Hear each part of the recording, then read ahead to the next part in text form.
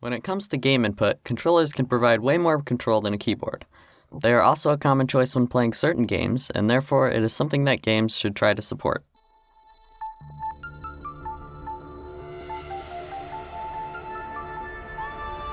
While Godot's controller mapping is correct for most controllers, if you're like me and it isn't correct, here's the way to find the correct mapping for your controller. There should only be 15 buttons on your controller, but just in case, go a little higher. Triggers and joysticks are axes, and everything else is a button. If we didn't have the dead zone, the player would always be slightly moving.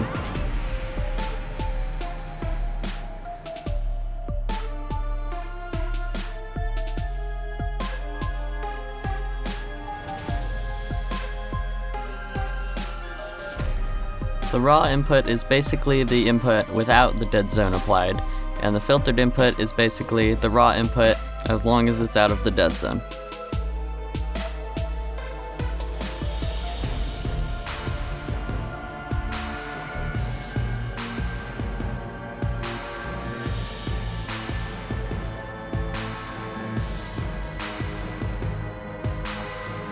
All we have to do now is multiply the filtered input by speed. This cursor will allow us to aim with our right joystick.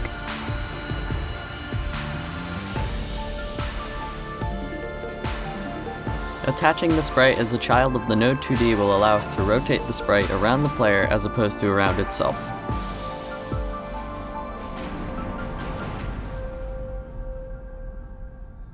This is basically the same system as earlier, except with the right joystick.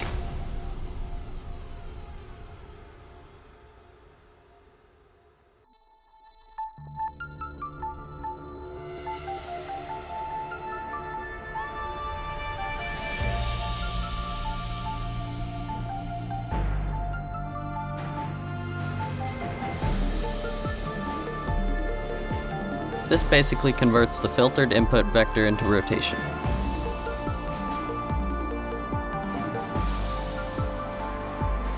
This is how you create controller vibration. The first number is the device, then strong motor, weak motor, and duration. Thanks for watching this tutorial. If you enjoyed it, I would much appreciate if you hit the like and subscribe buttons. If you have any questions, I will answer them in the comment section.